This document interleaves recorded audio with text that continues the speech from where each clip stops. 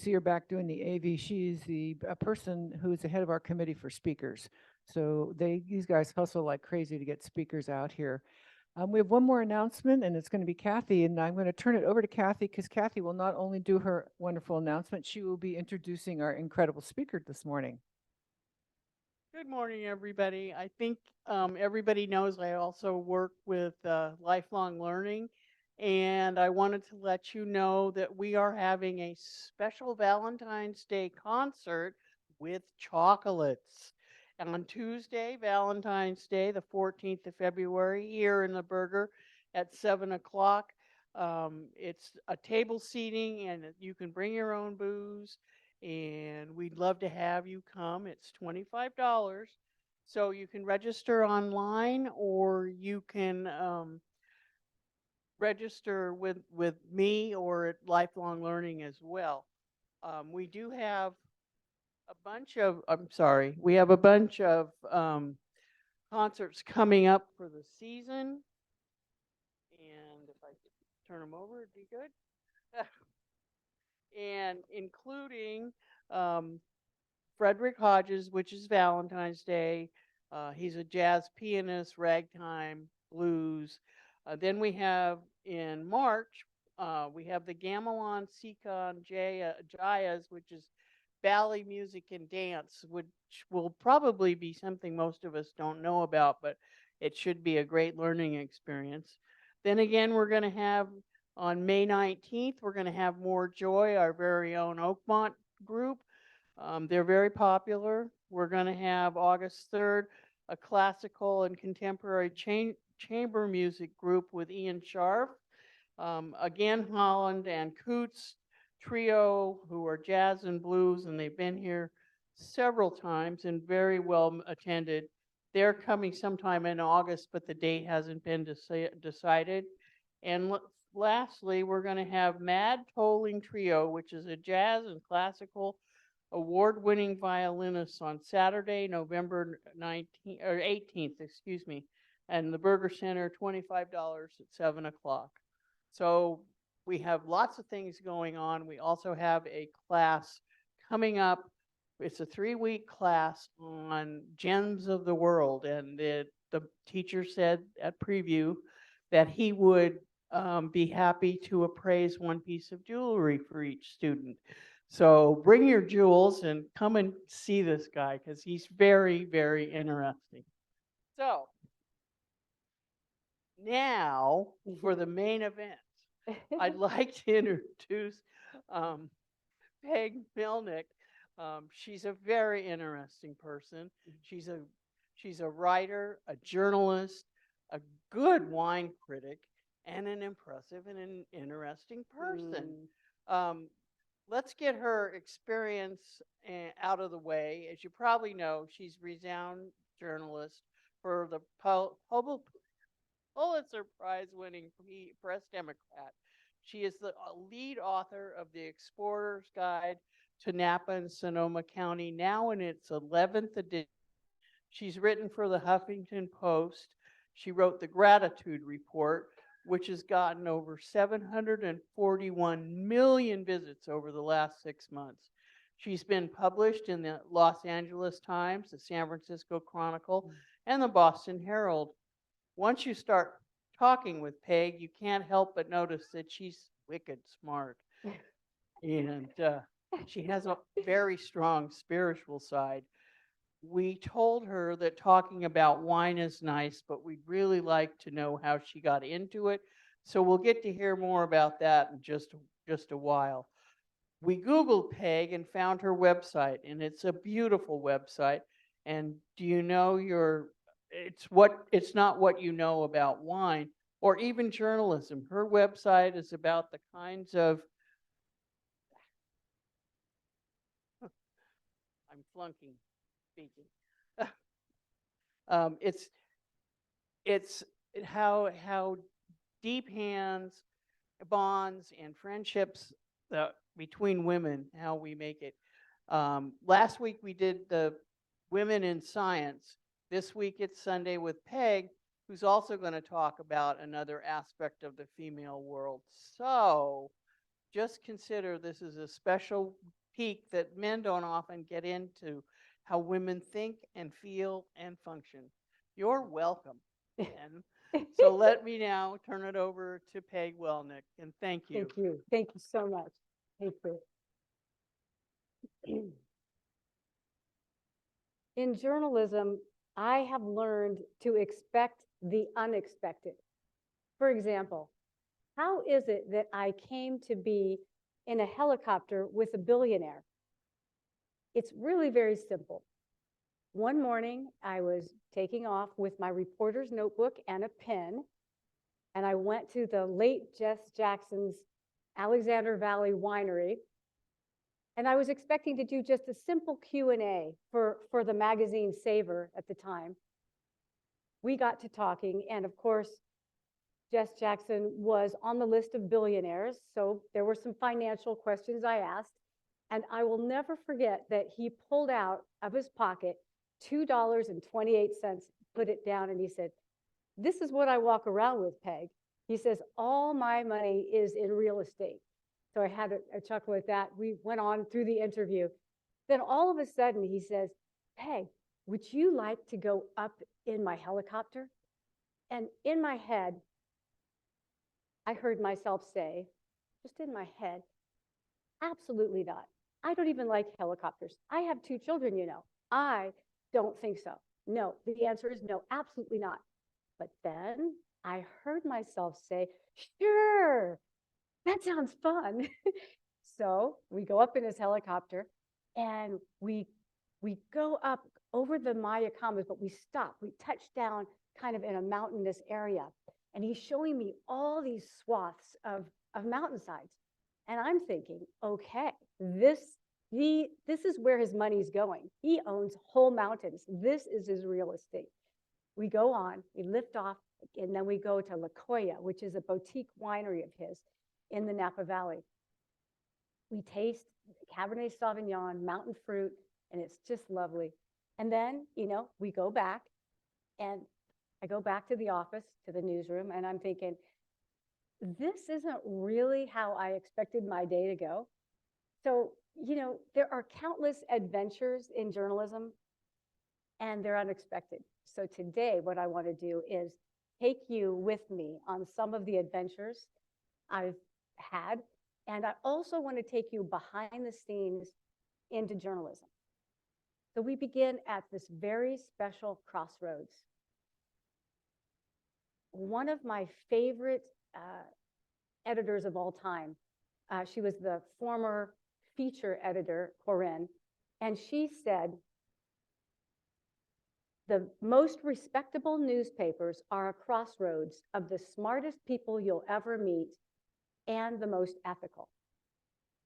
And I had never heard anybody put it quite like that, but I so agreed. And I thought, why is it that I've always been so attracted to newspapers? And I thought, that's it. That's the reason why. I love this crossroads. People are so bright, but they're also so ethical. And to give you some insight into the ethics, there are so many concerns that we have when we're putting a story together. People, you pick up the newspaper, you see a story, but you don't realize that there's many concerns. Like, number one, we have to get our facts right. That's one level. Then we have to worry about context. Do we get that right? Are we good there? And then we have to keep conflict of interest at bay. So there's just so many things, and I'm so happy to be a part of those discussions. And anyway, that's kind of a behind the scenes. Then, as you're sitting down and you're reading your articles, you probably have no idea the barrage of questions that we have to ask. And I want to give you some insight into this. This is one of my favorite stories and favorite adventures. I got to interview Warren Wynarski, at the time, 92 years old. And his claim to fame is that he crafted the winning Cabernet Sauvignon in the 1976 Paris tasting. So he is quite I still think of him as an upstart, even at 92. So there were 9 judges and they were all French. So this shook up the world in 96. Maybe it looks like you remember it. Remember hearing about that? Yeah, Time Magazine did a piece and it shook up the whole wine world. So I was interviewing him and I had been at this story for 4 months. So it was going to be a big story on him. He's 92 and he was getting tired and I could tell. And I was thinking, oh my God, we have a long way to go. I have a lot of questions. And what was so great is that I thought we got to make some kind of truce here. So I looked at him one day and I said, Warren, you have to understand something. Your grapes are my words. I said it again. Your grapes are my words. I'm just as exacting with my words as you are with your grapes. And he started laughing and I thought, okay, he's now gets it. We have a lot of questions. He's going to field them. It's going to be fine. Speaking of words, another thing you may not know is how much we are so careful with our words, so exacting. As I mentioned, one time recently, actually, I tried to use the word caper, and one editor questioned my use of the word caper. And I called her up and I said, I see that you don't have that word in my story, and I really think that word is important. She said, you really think so? She said, I'm not so sure. We chatted about the word caper and how I was using it. She said, well, I'll tell you what, Peg, I won't make any promises, but I'll talk to a couple of other editors about it. Talking about one word, okay? I'm fighting for it. She's going to ask other editors. We'll see what the verdict is. Turns out she did honor me, and we got to use that word. And I mean, it's all very good. There's respect on all sides. It's not ever personal. We're just trying to get the best story we can for the reader. One sweet adventure I had, I'm going to take you through some adventures.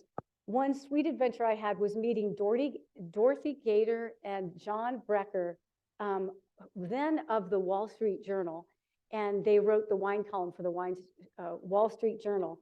And now they're senior editors at, what is it? The Grape Collective now. But anyway, they wrote the book, Love by the Glass. They're married, they're a great team. And it was fun to hear how they talk about love and romance and wine.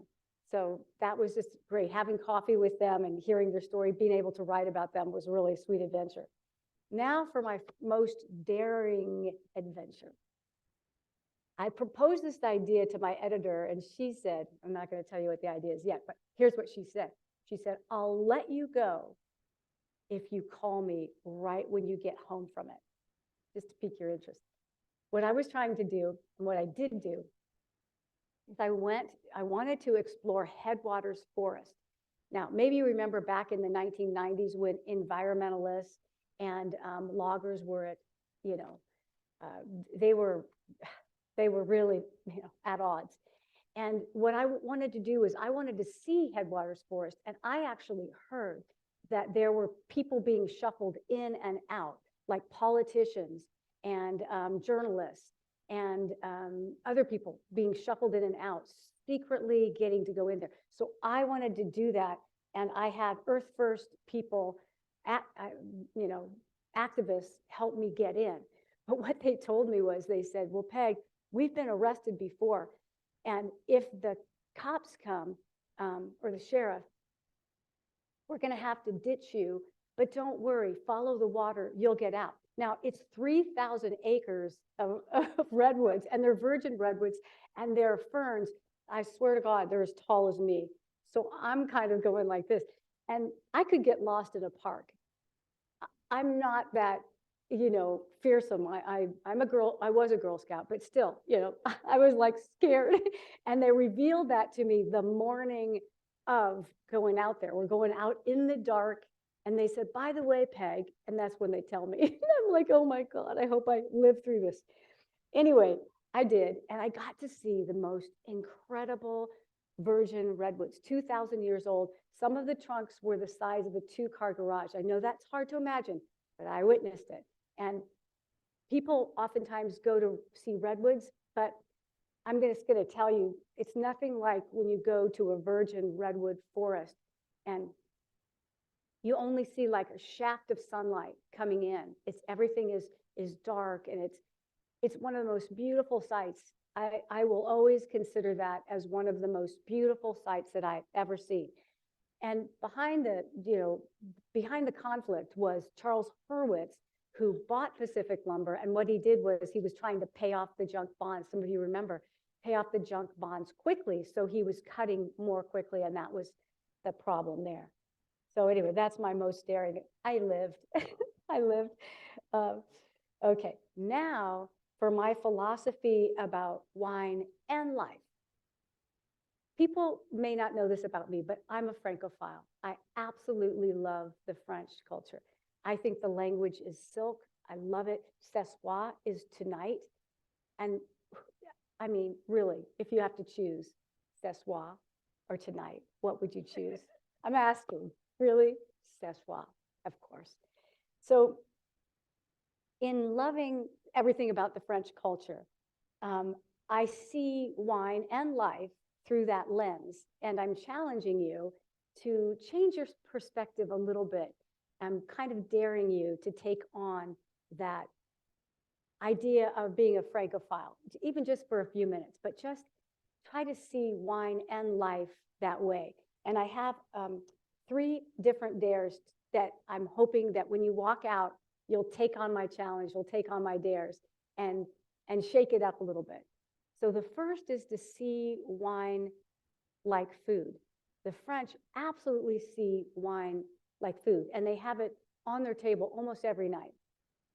So my tips there are, read the Press Democrat, get some of our tips, or make friends with some of the wine retail shop managers who really are in the know, and ask them, what are the best bottlings under $10? What are the latest imports? Imports can be as little as $5 for a Spanish red. So you can really be a Francophile. You can have wine on your table almost every night if you want, and still keep the price down. So that's my tip for that. And that's my first challenge. The second is, when you leave, I'm hoping that you'll take me up on this too, to be on a tasting quest. So this means that, for instance, if you're tasting raspberries, I want you to really taste that raspberry, really taste that cherry, that strawberry you try, or almond, whatever it is that you're tasting, to really stay with it. Be consciously aware of it, because when you taste wines, you'll start to pull out those flavors, and it will be richer for you. It will be more exciting. If you have a tangy red and you've tasted cranberries and now you really know what a hint of cranberry will be, you'll pull it out. You'll love it even more. It's just about living more fully. That's what the French do. That's what the French do. They're masters at it. My final challenge is to live in the present tense. Okay, now think about it. I'm making a logical argument with you now. I'm actually asking you to really think through this. Do your senses really work in the past or the future? Not really, not really. If you're trying to take in what you're seeing, what you're hearing, your senses really work best in the present tense. So that's a challenge too. And the French are good at that too. They I think, live fully. They have, I love it. It's the joie de vivre, the joy of life. So I'm putting that out there and hoping that might pique your interest to, I'm not asking you to learn French. I'm not asking you to walk out and just, not speak English anymore. I'm just asking you to think about taking on that perspective. So that's now. What I want to do now is tell you about a side project. I love working at the Press Democrat. I'm the wine critic there, and I have no intention of leaving. It's the greatest job on earth. I sometimes say, I should pay them. Shh, don't tell them that. But it's really a beautiful job, in that I'm able to taste through all the wines that people here are so talented. I mean, they are incredibly talented. So, and they choose to make wine in Sonoma County, Napa County, Mendocino, all within our reach. So it's beautiful. So I have no intention of leaving. But this side project I want to share with you, it's called Sister, You're Not Alone. And I have a book and a podcast. Now, the book has been written, and I'm just in the process of reaching out to agents and publishers and going that. But I am launching the podcast right now. So I have a little video about that. And I just want to say, for those of you, it's really about women supporting women, which we talked about. And I don't know if any of you have seen Call the Midwife. Have any of you seen that? Okay. My friend told me that it's a great show for men to watch because they can learn the sisterhood of women. So in the way that women support women, it's like that show. Oh, I guess we're ready to look at a video. And the video is about the podcast that I'm now launching. So I'll step aside and let you do your magic back there.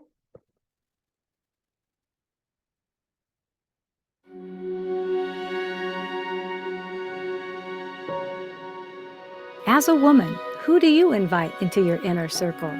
Women who tell you the truth? Women who listen with compassion rather than judgment? Women with a mindset of service? Women who genuinely care about your well-being? Women who come forward to help you when you're in a struggle? Women who show you your possibilities? The podcast called Sister, You're Not Alone takes a look at friendships between women and the magic that shows up when one woman supports another. Each week you'll hear from one woman about her life and how a friend surprised her by coming forward with support and how that changed everything for her. Sign up for the free podcast at www.sisteryou'renotalone.com.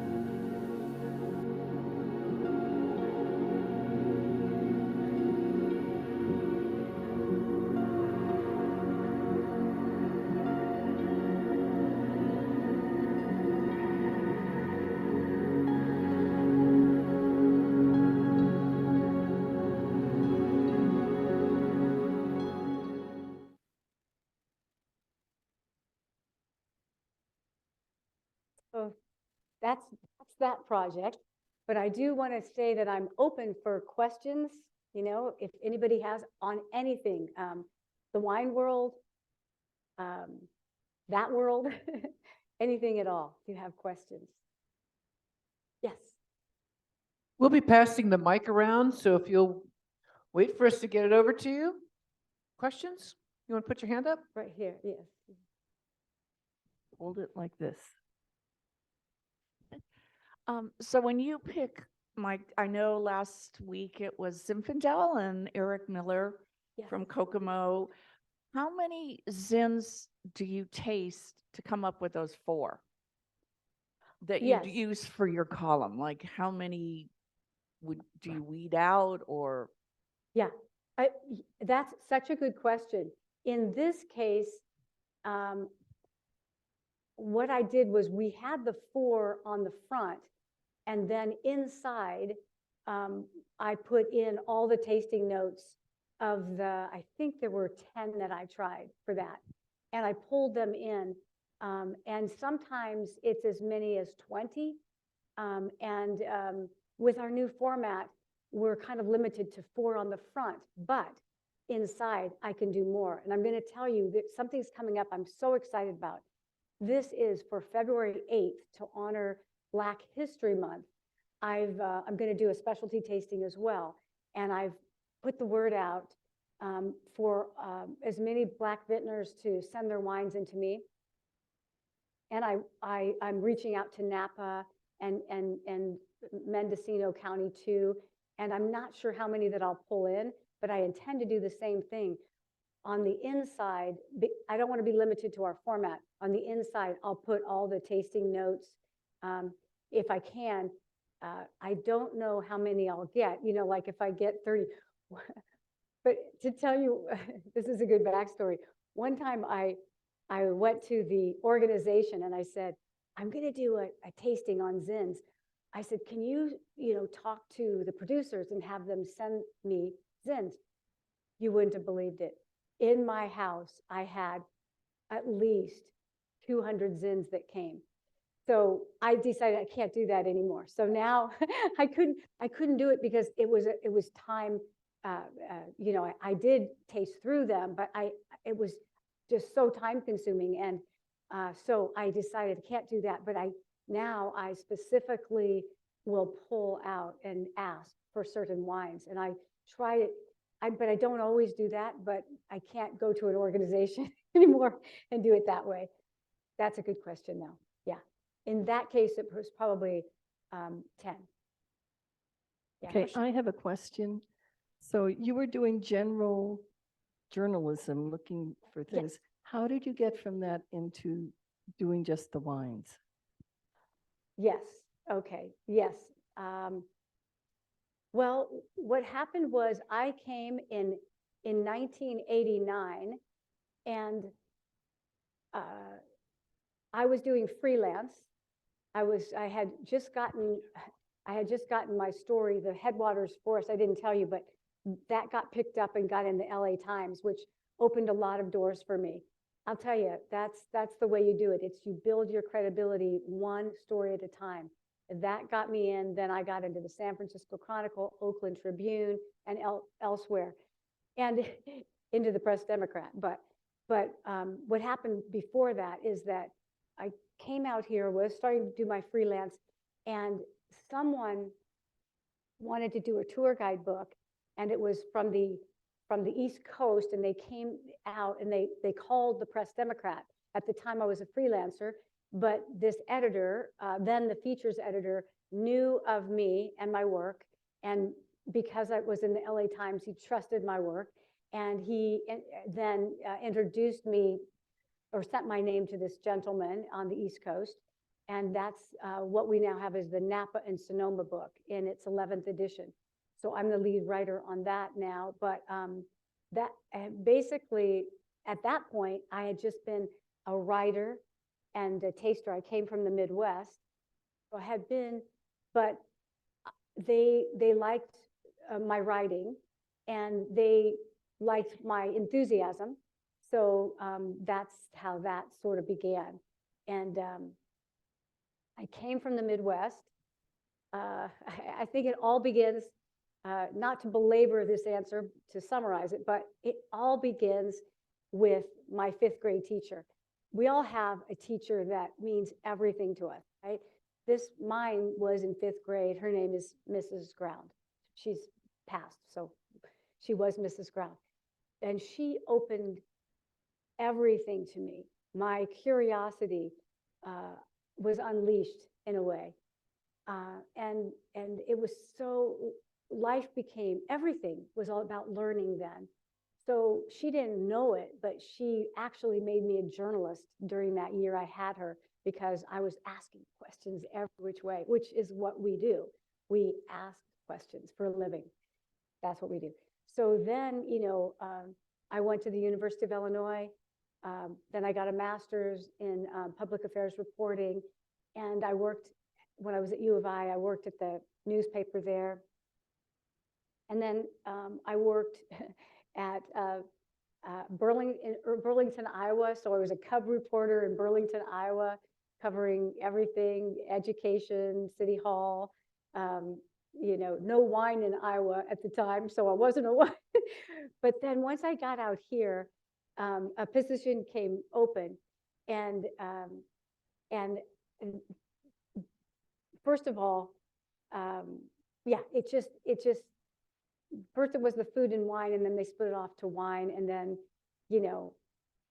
it just worked out, because they thought there were people that I competed with that knew more about wine at the time, but they liked my writing. And at the end of the day, we're trying to reach people. So to have lively writing, to have somebody, and the enthusiasm and the interest. So they hired me, and I'll never forget the guy that hired me. He was the top editor. And I was pregnant at the time. But I wore something very loose because, you know, they're not supposed to ever ask you. It's my right, right? So he told me later, he said, Peg, by the way, I knew you were pregnant. I knew it, but I knew, of course, not to ask. But we hire for the future.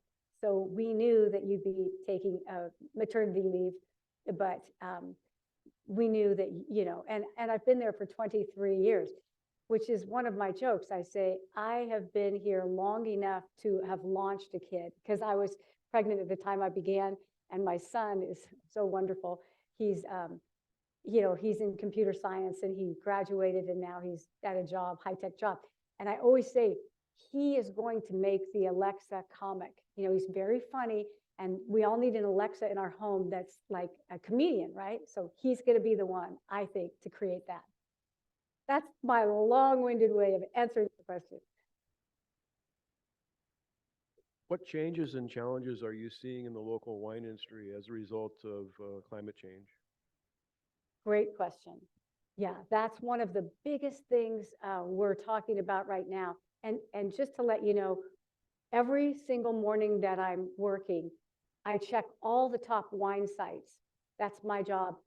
I then report that to the top editor, top digital editor, my editor, but also Rick Green, who is the top editor in the newsroom, has asked to see my memos. And so much of the time, I am pointing out stories about climate change. It's a really big deal, and I say we should be all over it. The reason I say that's my always advice is that we should be on top of it is we're here, but mainstream reporters and journalists all over the country, all over the world are covering it. They're covering climate change in wine country. So when mainstream journalists are covering it, we're here. We're all boots on the ground, so we need to be here. Yeah, but I don't know if I answered fully, but it's a big deal. People are, just to summarize, people are changing varietals. People are, you know, trying to stay ahead of it. UC Davis, it has $500,000 to redo this index, to follow it. It's a huge deal, and people are being very responsive. Sorry, that was a lot. Yeah. Okay. I have a sort of unpremeditated question about when you said that you and your editors spent a lot of time pondering the word caper. Yes. And that kind of surprised me, because it seems to me more and more when I read journalism and articles in different papers and so on, that there appears to be a sort of automated proofreading in place. And quite often you come across words that, okay, they're sort of correct, and you can see how an automated system would approve of it and use that word, but it obviously isn't the word that really fits in there. And I see that more and more often, and I'm assuming that it's because there aren't human proofreaders so much as there used to be. No, there's no automation in the Press Democrat, you know. That is, we were talking about that earlier. Local journalism, or I should say, respectable newspapers, that's where you want to get your news. And there is that automation going on. I know of it. My son, you know, the high-tech guy, was just telling us about a company in San Francisco. We were out to dinner at Salt and Stone, and he was saying, Mom, ask me a question, and I'll ask this AI company to write a story. And the AI bot did write the story. And I said, oh my God, this AI has it all wrong. Didn't know the latest natural wine bars, you know, wrote around it, wrote old news, you know, and I said, this is dangerous. So at my newspaper, it's a very respectable, it was New York Times owned, and we still have the same standards, same ethics as I was hired when it was New York Times owned. That's how old I am. But you know, we still have these top-notch editors, and I can assure you that there's no automation going on there. you know, sometimes you'll see a story, 4 editors have seen it. Yeah, we're careful with our words, with everything. Yes. As a fellow French Francophile, I was disturbed to see a program on 60 Minutes recently that talked about the health connection of wine. And of course, we all like to think that drinking red wine is a healthy way to have a good life. But apparently there are studies out now that say you shouldn't be drinking more than 2 glasses of wine a week. And for women particularly, even less. And I just wonder if the health issues are ever really a factor in the way we approach wine or the way you approach wine. Well, again, that's a good concern, good question. What we do is we cover everything. So we cover non-alcoholic wines as well. I saw Esther Mobley of the Chronicle just wrote a piece about non-alcoholic wines for those that were not drinking in January, and how to find a good non-alcoholic wine was her piece. And we've written about it too, non-alcoholic wines. I'm always interested in the latest studies. I have not seen some of the studies you're referring to. So it makes me like, I want to thank you. I'll have to get on it. But we do try to stay abreast on all the studies and bring that up to our readers. But those particular studies I'm not aware of. That 2 times a week, I'm in trouble. Frankly, I'm doing well so far. My pulse is good so far. But I'll look that up. I'll ask an AI bot to help me figure it out. I know there are programs that people can attend in college to learn to be a wine grower or maker. And I know there are college programs to become a journalist. How does one learn to become an effective wine critic? Very good. I love this question. Well, it's interesting. When I was hired, one of the reasons that the top editor hired me is because I told him that I was going to go to UC Davis. I said, I'm applying for this job, and I know that I don't have all the background quite yet. However, I'm a quick study, and I'm going to go to UC Davis. So when we sat down for the interview, he said, so tell me what, he just wanted to know where I was with everything. Oh, I already started the classes, and he's like, you already began? I was like, oh yeah. He said, well, it's kind of like, did you act like you were going to get this job? I didn't know that I was going to get this job, but I was ready to learn. I was ready to start. And I took my courses, and I've continued to take courses at UC Davis, and I've continued to read. I read a lot. Probably my goal is to read a book on wine every month. Because as much as you know, and I've been at it for 23 years, as much as you know, you realize how much you don't know. It's always changing. And, there are a lot of people that pass tests, and good on them. They, at that moment in time, they knew a lot, but, things are constantly changing. So I'm always taking more classes, but I'll tell you what I've learned and how I think I've got it now. To me, if a wine is balanced and if it's complex, I'm excited, and it can falter in one of those 2 areas, and it can also have defects, which, sulfur, there are a myriad of, defects that it could have, and I'm all the defects that it could have. But it really is a matter of if this winemaker has really accomplished balance and complexity that to me it will rise to the top.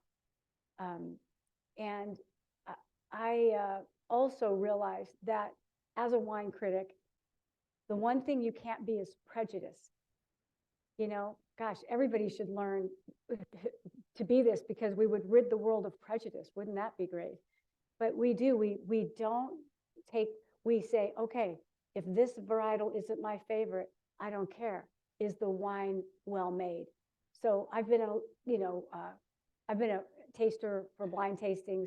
I do it every week for myself for the paper, but I have every year we have a blind tasting. We're tasting quite a few wines, and we all come at it that way. We're trained to do it that way. So I don't know if that gives you. I guess I'm with the help of UC Davis, I'm training myself. I've been training myself continually. Thank you. This has been most informative. I know when I came here in the early 90s, it was big news that women were enologists. Mm-hmm. And I'm wondering, has that changed? Have you seen a growth in the number of women participating as enologists and winemakers? Absolutely. Absolutely. It's one of the most exciting things. Do you all know of Mary Edwards wines? Mary Edwards was a tour de force, and she was one of the early ones who had a great education, but so many of her colleagues, women, did not go into the field. She was one that did, and she got a lot of problems. I mean, she had a lot of problems. I think it was 60s, 70s when she was breaking in, and they told her, men, no offense to you men, I know you men would never say this, but the men back then that she was applying to said, well, you can't carry a barrel. So how can you be a winemaker? It's like, really? Okay, this is not good. So she just was tenacious and then created her own brand and all that. But yes, many winemakers. And in fact, my colleague, Sarah Doyle, we have International Women's Day coming up, and look ahead. I mean, keep posted. She will be doing a story on women and winemaking. So that's coming up. I'm very proud of the women that go out there and do it. And they can, by the way, lift barrels. Yeah. Yeah. Well, I do want to say one more thing before you answer your question. To this point about the wine critic. So I've been at it for 23 years. I'm very proud of the fact that I always trust myself. And that comes from experience, but also I always know there's a story behind when something's good. And it doesn't have to be the price. A lot of times less expensive will win out. And then what I learn is that maybe it's the winemaker who has a second bottling, or maybe it's mountaintop fruit, or maybe it's because a winemaker, which I did find out, had 1,000 one-ton fermenters. There's always a reason why the wine is a standout. And it might be a less expensive wine, but I always trust myself. I've been at it long enough, and I know when a wine hits. So I guess I just wanted to give you guys that confidence that when a wine comes out, as the Kokomo did, that you know that, hey, there's a lady back there who really trusts herself and really knows when a wine hits the mark. By the way, Wilson was amazing too, the runner-up in that. You do? Oh, I love they were runner-up. She's a tour de force. Yeah. Sorry. Next question. Area newspapers are so precious, and it's dismaying to know that hundreds of them have disappeared across the United States with advent of the online or whatever. And so I worry about the Press Democrat. And on my early morning walk, I went down Oakmont Drive this early morning, and I looked to see how many newspapers are on the driveways. Not many. Yeah. And so this morning I thought, well, maybe it's picking up because people are reading the newspaper, but they're looking at it online. Yeah. Has that made up the difference? Or should I worry? Well, I'll be honest, to this gentleman's point, we don't want to read what the AI bots are putting out. So there is reason for, there's not reason for concern for the Press Democrat. I feel that people behind us, we have investors, we have strong leadership. They know what a newspaper means to this area. I don't worry about the Press Democrat. And I think, to your point, there are more online readers, and it has made a good shift that way. I don't have the numbers in front of me, but I'm told that we are making inroads online. And people are looking at news differently. They want to be updated within the hour. They want to know what's going on. So I know that's the case for me. I'm always looking at the Press Democrat on my phone. And even if I didn't work there, I'd be doing that. But it is so precious, what you're saying. And to your point, we do really care about the word caper. We really care about keeping conflict of interest at bay.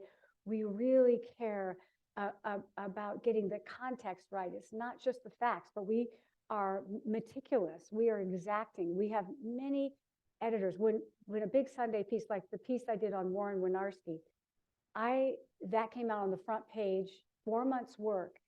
And I did win a 3rd place prize, which I'm very proud of, from a newspaper association in California. But I had 5 editors who, worked looking at that piece. And, that's the kind of attention I want to really bring this home, that when you're reading your newspaper from the Press Democrat, I can't speak for other newspapers, but respectable newspapers, I'm assuming, do the same thing.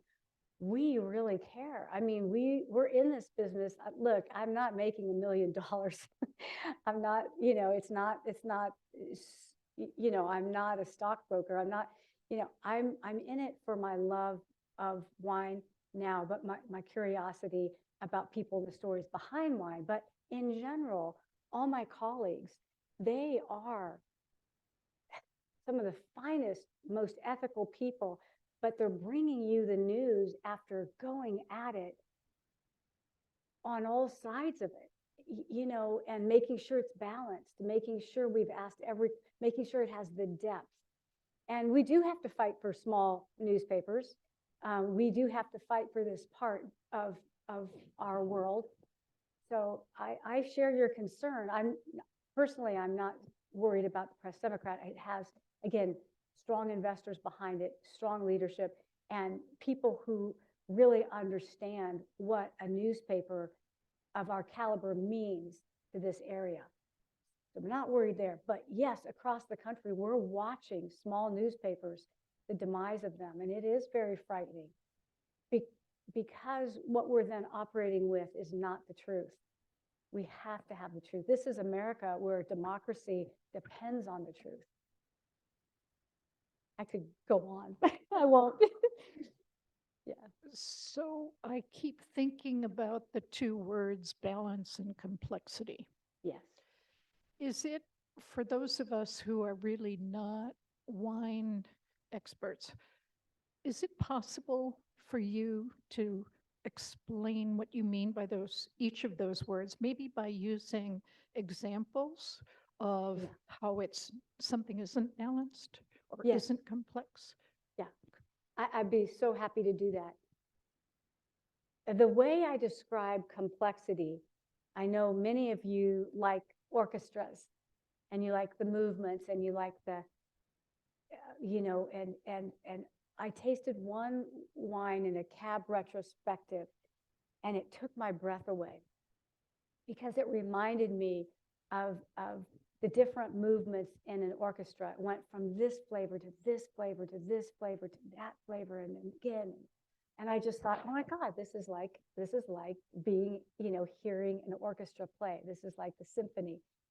And that's how I would say the layered flavors that take you from, in a red, it can be black raspberry to cranberry to plum, to toasty oak, to almond.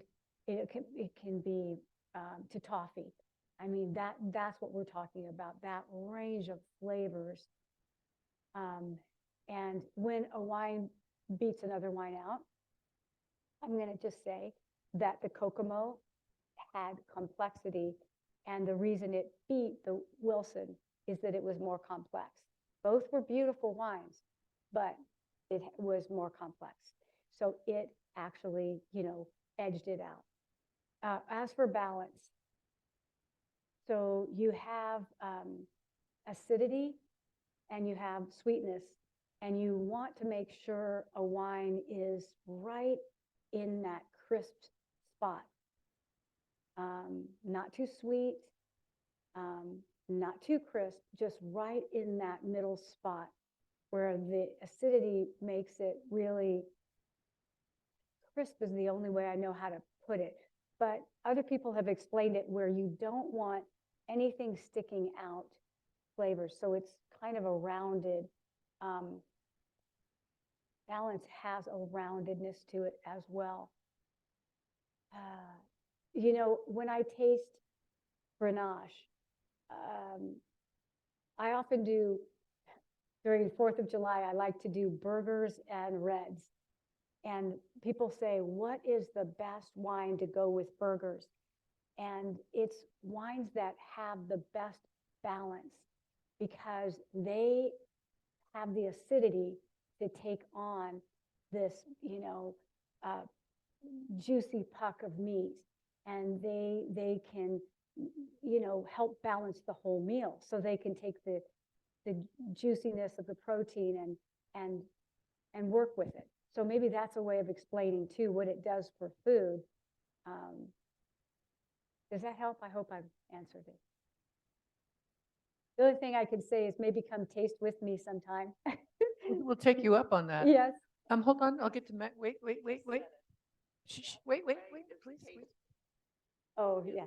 I will tell you, in the wine industry, and I've been into it for 40 years, ever since my brother-in-law is a Michelin-trained chef and moved here 35 years ago. Yeah. I've been barrel tasting with him when there were no tasting rooms in Sonoma, except Chateau St. Jean. The best way, Peg should offer a little group to go out and taste with you, and you can explain what balance is and what complexity is. I think that's the best. I used to go with Liz Tosh at Sonoma State. We love her. Yes, she's a Love her. Yeah, And she would explain what balance is in a wine and then ask you, what do you taste in this wine? Yeah. If anybody is interested, I would be so happy to do that. I mean, I'm serious. I love to taste with people. If a group out here, we can figure something out. But yes, drink more wine. Sorry, if it's not bad, I have to make sure it's not unhealthy. I'll check on that first. See what we were doing. We have a question? On another subject, I wanted to know what got you excited about everything French. Oh, everything French. Oh, now. Oh my gosh, do we have time? Okay. I will tell you that the first time I went to Paris, I came up from the metro and I just couldn't believe how lovely it was. And I'm getting tingles now, I could cry. I just started to tear up, and I felt like, I don't know how, but I felt like I had been there before. I felt like I knew it. And the interesting thing is that when I'm there, I can find my way around Paris. I told you I could get lost in a park, and I'm not kidding on that. In America, I could get lost in a park. In Paris, I was leading the way. And my friends who know me know that I can get lost in America were following me. It was uncanny. I was like, no, we go here, or no, we go here. And also, when we went to Paris, I was with a group of people, and they were a little bit shy, timid about travel. And remember, we were invited to something that was a little far out, and they said that they thought it might be wiser to stay in our neighborhood. And I said, are you kidding me? We're in Paris. I said, and I started this philosophy of never lost, just delayed. And that I use that philosophy a lot, because when you're a traveler, it takes a while sometimes to get to places. So we did arrive to this luncheon and we were late. We had taken the metro like 3 times. We had to get off and on, and we found our way. It was clunky, but we found our way. In Paris, it's so beautiful. You know, I love the way they live. I love the way they savor everything. I just think they have it over on us, even with wine tasting, which is why I'm always encouraging people to take on that philosophy. They just slow down and they savor. I have been now to Paris probably 5 or 6 times, and every time I go, when I'm about to go home, I always get misty-eyed. I always get, yeah, it's always like I'm leaving my other home. And so then when I come back, what I do is I try to, I haven't gone forward, but this year I'm going to try again, but create an immersion program for myself. This is what I had in mind. I have a friend at the Press Democrat who's French, and she was having lunch with me weekly. I have another friend who would walk with me. She's French. So I created my own immersion program. Now, am I fluent in French? Not yet. And really, not at all. But, you know, it's a goal. And I always say, by the time I die, I hope I'm fluent in French. I do. And yes, I cook French food. Yes. Yeah. Thank you for fabulous talk. Oh, thank you.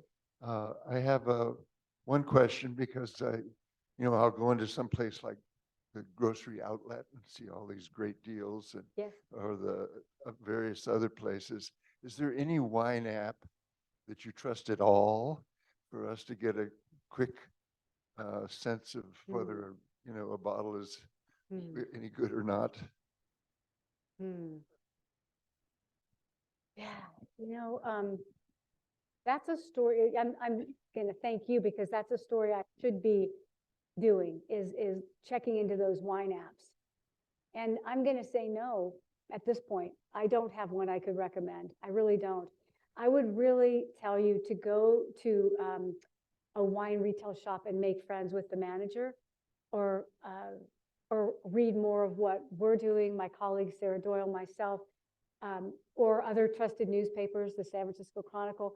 But I don't really have an app that I think is great.